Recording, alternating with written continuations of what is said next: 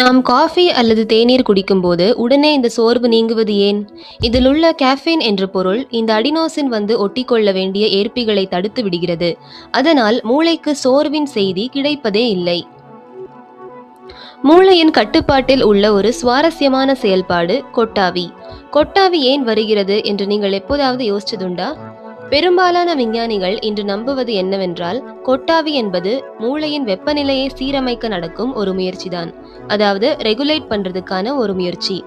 நாம் சோர்வாகவோ அல்லது தூக்க நிலையில் இருந்து விழிப்பிற்கு மாறும்போது நம் மூளையின் வெப்பநிலை சற்றே உயர்கிறது.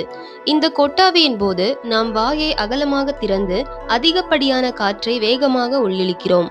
இந்த குளிர்ந்த காற்று மூளையை சுற்றியுள்ள இரத்தத்தை வேகமாக குளிர்விக்கிறது. அதே சமயம் தாடை தசைகளை நாம் பலமாக நீட்டுவதால் தலை மற்றும் முகத்தில் இரத்த ஓட்டம் அதிகரித்து சூடான இரத்தம் வெளியேற தூண்டப்படுகிறது.